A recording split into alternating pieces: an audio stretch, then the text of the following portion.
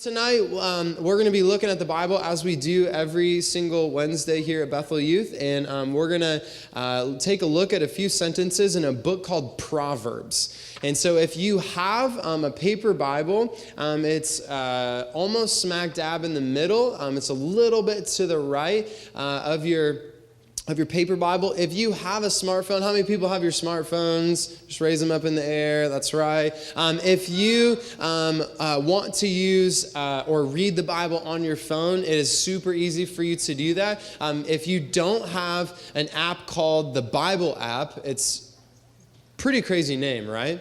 Because what it is the Bible in app form.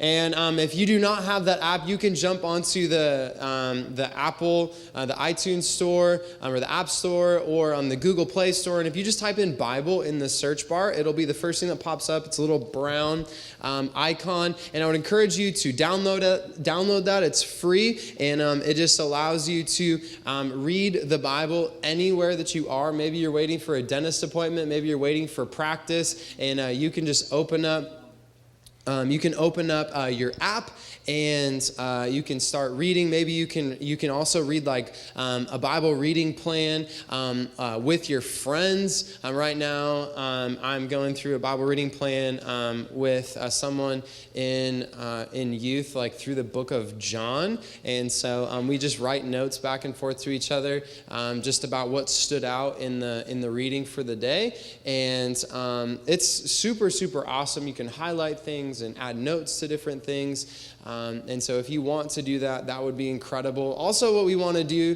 tonight, we're also going to look at Proverbs chapter 2. So in case you want a chapter, Proverbs chapter 2. And then also, if you wouldn't mind taking notes, it is statistically and scientifically proven that you retain astronomically more information if you not only hear it, but you see it and you write it down.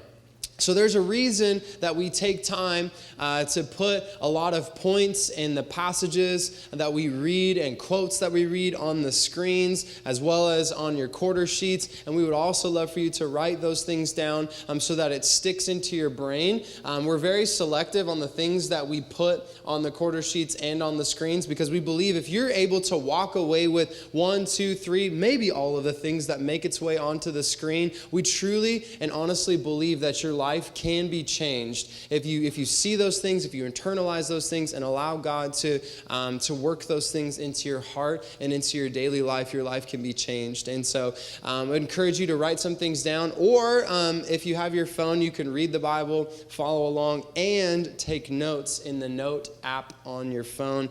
If you do decide to use your phone, I would love if you wouldn't mind hitting airplane mode, so that, or maybe do not disturb, so that your notifications doesn't come through, so that you can maybe focus a little bit more intensely on what we're talking through. And another way that we try to internalize the things that we talk about is in our small groups after the message, so that we can just have a further dialogue about what the text said and things like that. And so we started last week a series titled Wisdom, and we kicked off this series through some parts of the book of Proverbs to explore this idea of wisdom. And last week we talked about how wisdom feels very subjective.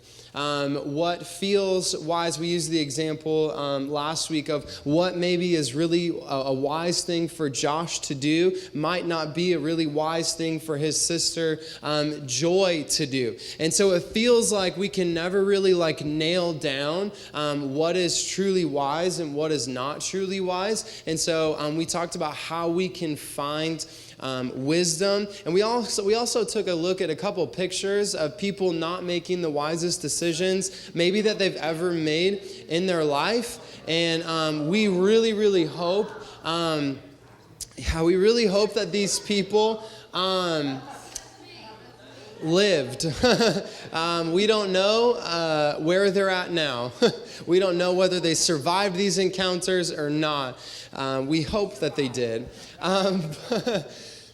But what we talked about was as how the book of Proverbs, how it's a collection of poems written by 3 different men. King Solomon, he wrote chapters 1 through chapter 29, there was this other guy, he wrote chapter 30, and this other king, he wrote chapter 31. And so King Solomon, who wrote the majority and an abundance of the book of Proverbs, he was known for his wisdom writings. He was known for just being a really wise and a really smart guy. And he didn't just write about like wisdom. He wrote about trees. He wrote about plants. He wrote about like animals. He wrote about all of these different things. And if you want to learn more, like on a deeper, more extensive level, more about the book of Proverbs, I would encourage you to go to thebibleproject.com/explore/Proverbs, and you can watch.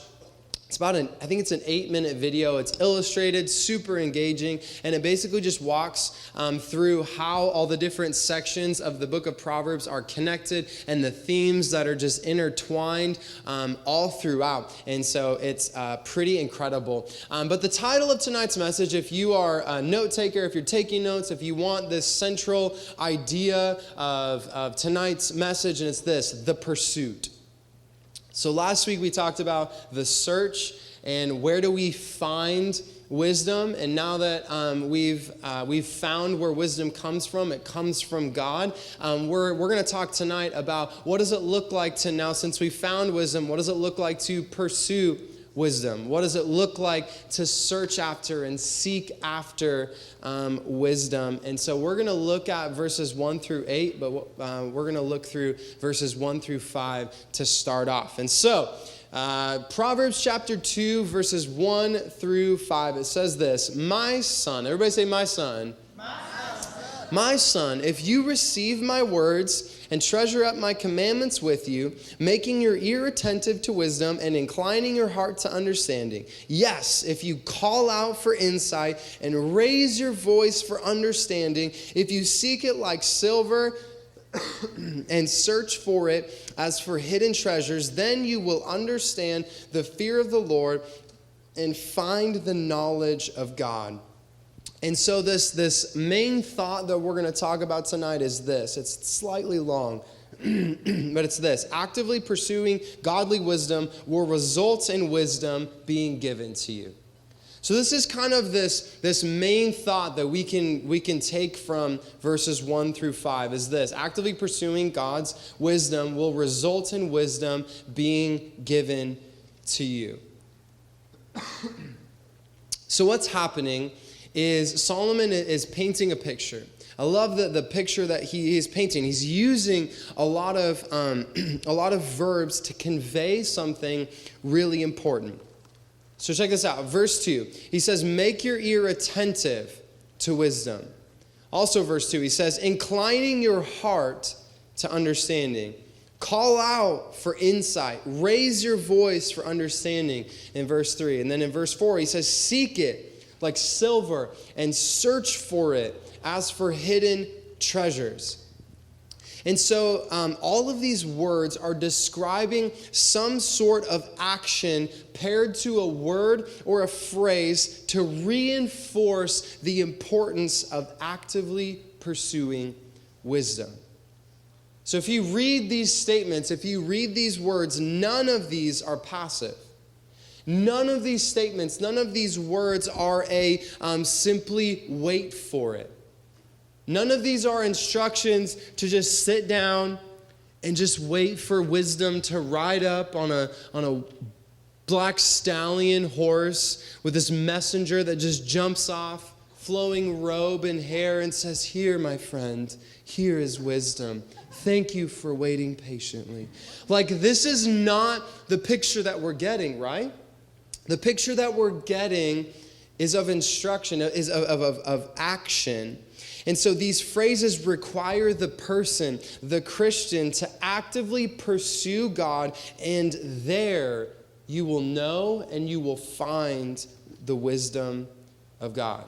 For example, Solomon says, making your ear attentive to wisdom. Attentive is a very, very important word. And so this brings to mind an attentive ear. It brings to mind the very sought after, the ever developing and ever refining skill of selective hearing. I don't know if any of you guys are really good at selective hearing or selective listening.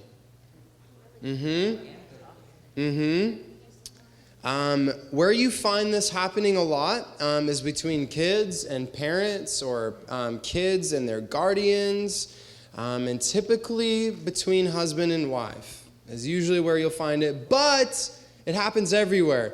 For example, Courtney and I, for those of you who don't know, Courtney works here at the church, and she is my administrative assistant as well as Pastor Jeremy's. And so she's sitting at her desk, and I'm like reading this piece of paper, and she's talking to me, and I can totally hear that she's talking to me, except for I'm like reading this piece of paper.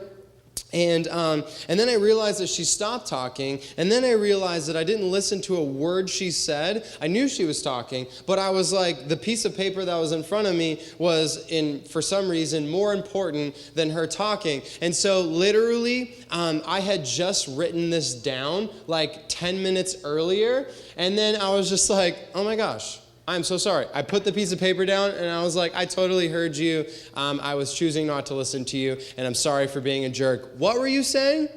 Because I could hear that she was talking. And I think there's some examples of how this happens and when this happens. But before we do that, we're going to ask the question, what is selective hearing? I'm so glad you asked. Here's the definition. Most often, auditory attention, it just sounds cool. Auditory attention is directed at things people are most interested in hearing, right? I would agree with that. In an article by Kranz, Isbell, and Neville, selective auditory attention is defined as the ability to acknowledge some stimuli while ignoring other stimuli that is occurring at the same time. For example, when you're playing a video game and your mom or dad or your grandma or your grandpa or whoever asks you to clean your room. You know that they're talking to you, right? I mean, unless you have like a headset on or something like that. But if you're just using the TV speakers and you're just sitting there and you're playing, you're focusing on what the screen is doing and what you're doing on the video game, but you can totally hear them, right? Let's just be honest, they're not in the room. We can hear them.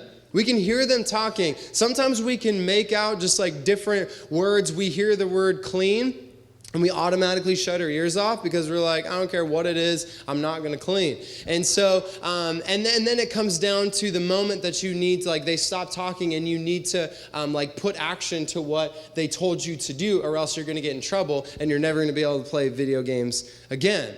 Or when you're scrolling through like Instagram or Snapchat or whatever, and your parents, your mom or your dad or whoever asks you to do the dishes, and you just kind of like, keep scrolling. They're like, did you hear me? Yeah, totally. And you keep scrolling, and you could just feel them looking at you. You could feel just the death glare that they're giving you of like, you better go do what I told you to do. And then you get up, and you're just like, wait, what did you ask me to do? And they're like, oh my gosh, and they just go through it all again. Or maybe when you're watching YouTube and your wife is asking you a question, or she's letting you know about like an important thing that needs to be put on the calendar, or telling you a really important story, and you're acting like you're listening, but the reality is you're not. You're just watching this video and you're scrolling. I mean, it's not me, but I've never done that ever. I didn't just do that the other day. But we're trying to not do stuff like that in our house. We're trying to be really aware of selective hearing, giving people our undivided attention. But selective hearing is everywhere. No matter if you're a teenager, no matter if you're a kid. I know my daughter Madison, she's 2.5. I know that she has selective hearing. Sometimes, maybe she clearly doesn't understand me sometimes, but I know that when she doesn't want to listen to me, and I think she knows when I'm asking her to do something. But the thing is we need to take a moment. We need to stop scrolling. We need to pause the video. We need to pause the game to realize that the person that's in front of us is more important. We need to realize that the person that we're talking to, the people that are walking down the hallways, the friends that we have, those people are more important than whatever you're doing on a video game or on your phone. And so what Solomon is telling us, maybe we need to actively turn off the noise around us, turn off the distractions around us, and actively tune in to what God could be saying. So actively tuning into wise teaching and not allowing the current trends to tell you how you should act and how you should think. We need to be putting our heart and our soul into a position that's conducive for listening and understanding. We need to be calling out for insight and raising our voice for understanding. And something I love about your generation, Gen Z, something I love is your desire to know and your desire to understand. And your desire to know and understand not just like Fortnite, not just the newest trends, not just like flossing and all these different things. Your desire to know and understand issues in the world. You desire to know and understand social issues. Social injustices, racial injustices, and whatever your political stance on climate change, whatever. That's not what we're here to talk about. But maybe you care more about the earth that we live in, that we walk in, the air that we breathe. You care about like emissions. You care about all these different things. You care about people that are starving. You care about people who don't have clean water to drink. Because you're not just content with knowing. You're not just content knowing that people are sold each and every day into sex slavery. You're not, and the thing that's awesome is you're not okay with that. And you're willing to take risks to stop those things and to not let those things happen. I commend you for you and your generation. And I was reading an article, prepping for this message, and in a study that I read, it was about 2,600 Gen Zers, and then it was, Gen Zers, is that what it is? We'll just say Gen Zers. There's about 2,600 Gen Zers, and there was about 2,600 millennials, so my generation. In a study, 59%, so just over half, of Gen Z claimed YouTube as their number one preferred learning method. Did you know this, that you are the first generation to be raised with technology and the internet? Did you know that you didn't have to learn how to use like the internet? You didn't have to adapt. Well, you had to learn how to use the internet. You didn't have to adapt to the internet. See, I didn't get a cell phone until I was a sophomore in high school, and it didn't have the internet, and every single text message that I sent was 25 cents. So, and I'm not even that old. I'm 29 years old, and there's other youth leaders in the room that can remember even further back from that. And so we didn't grow up being so connected. That wasn't an old joke, Ruth. Don't laugh at me. You've lived more life than me. Yeah, okay, cool. And my dad, and yeah. But the crazy thing is you didn't have to learn, or you didn't have to adapt to the internet. You guys were just born into technology and into the internet. 35% said that risk-taking was exciting compared to the 28% of millennials. And what I read, and this isn't the only study that I've read on Gen Z, but Gen Z is a more risk-taking generation than ever before. You guys are okay with failing. You guys are okay. Maybe sometimes it doesn't feel like you are, but you are the most risk-taking generation in a really, really long time. 65% of their goal, this statistic sounds lame, but we'll explain it. 65% said their goal was to make it to the top of their career, compared to 43% of millennials. The drive that Gen Z has to be the absolute best that they can be is at the highest that it's ever been. Your desire to be the best, your desire to develop the next thing, your desire to push the world forward is incredible. 78%, it's interesting that the number one preferred learning method is the internet. So this next statistic is interesting. 78% said that teachers and professors were important to learning and development. But when asked how they would learn something new, 71% said they would try and figure it out on their own from the internet or friends. 29% said they would ask a teacher or adult for help first. So why do I share these facts? They seem slightly useless. They're not useless. So why would I take the time to share these? It's simple.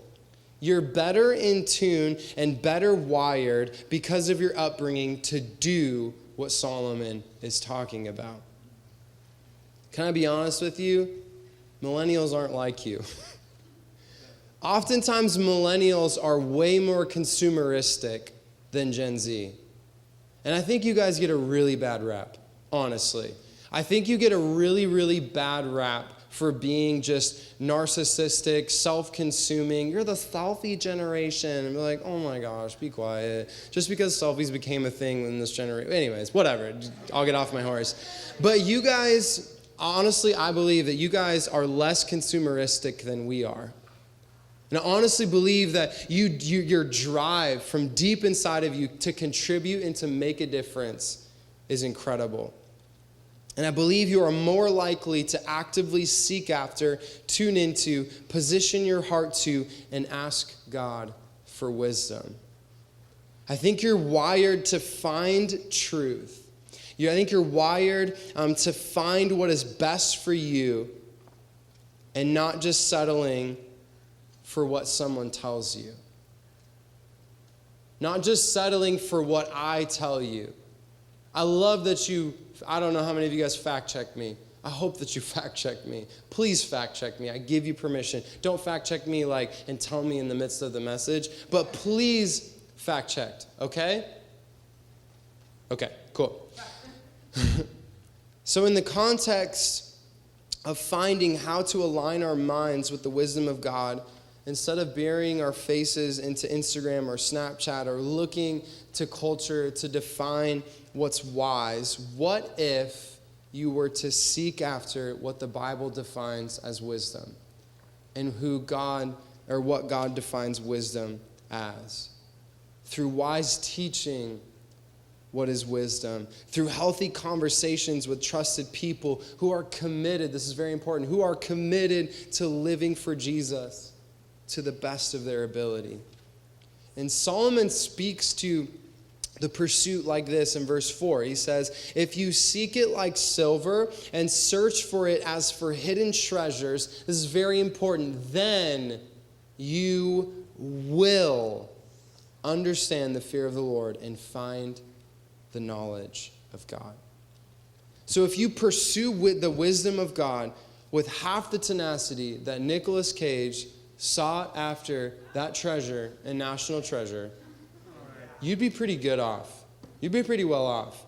If you had half the drive of the pirates in Pirates of the Caribbean to find the treasure, to kill Jack Sparrow, to do whatever they do in those movies, if you had half of that drive, you'd be in good shape.